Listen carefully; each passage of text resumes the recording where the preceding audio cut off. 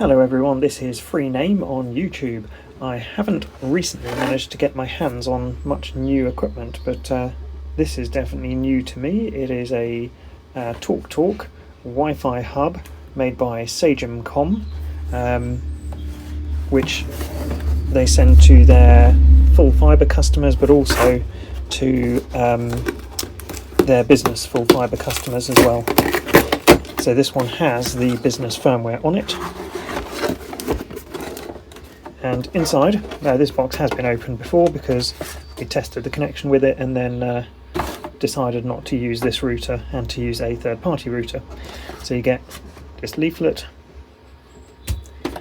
you get the very nondescript, when it's not turned on, router, which we'll come back to that in just a moment. Power supply with model number, wherever it is, part number maybe 191695419-XX, or model number NB, and I think that's an S, can't quite tell,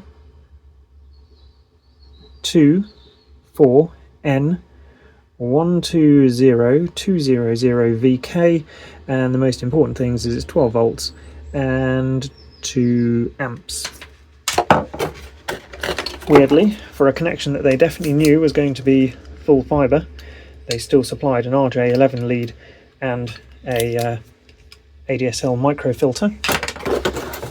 Underneath here was an Ethernet lead, which I've used and haven't put back in the box.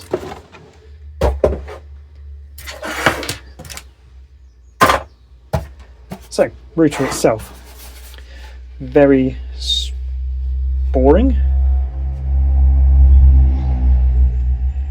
Black box, totally blank. On the front there is an LED here, and on the left side you have the WPS button and the Wi-Fi on and off button. On the top, not a lot, except some, I guess, air vents. On the right side, absolutely nothing at all. On the underside, you've got the aperture for the LED, some air vents, and then we're left with the back, which has nothing useful there. I guess just to clip in this plastic top bit. You've got the sticker on the back, which has the Wi-Fi details and the unique admin login details for the router. And moving on to the sockets on the back. Starting on the left side, if you're using VDSL or even ADSL, which TalkTalk still seem to install these days somehow, you've got the RJ11 telephone lead that goes off to that. Power socket. Underneath this thing that's taped off with a bit of black sticky label is a USB port, 4 gigabit LAN ports, 1 gigabit WAN port, and a VoIP port, then a power button, and above that the factory reset hole that you'd stick a pin into if you need it. Let's plug this router in.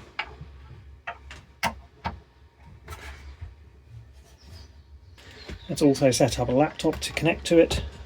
So this thing is now booted up and is ready, but it's not plugged into any internet connection. I will sort that one out in just a moment. Right, I hope I'm in a situation where I can plug this in to the rest of the network and it will obtain a connection. Let's find out.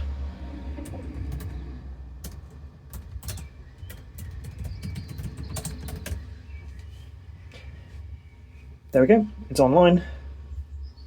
So on the back here, I've plugged the laptop in, which is definitely working, and I've plugged in the WAN connection off to the fibre ONT, or Open Reach modem. And over here, we're getting ping responses from the internet and it's working. Hopefully this video has been helpful to you. If it has, it would be really helpful to me if you wouldn't mind subscribing to my YouTube channel. You don't need to have the video notifications switched on, but the subscriber numbers are really helpful, so thank you for that. This was also a really quick video on just what this looks like, what's in the box, and the connections on the back, which might be useful for somebody trying to talk other people through plugging this thing in. There will be, in the description of this video, another video on how to factory reset this, and there will also be another video of all of the web admin interface of this as well, in case you are trying to talk somebody through doing port forwarding or other things. So have a look at the description links, and you may find those useful as well. Thank you very much.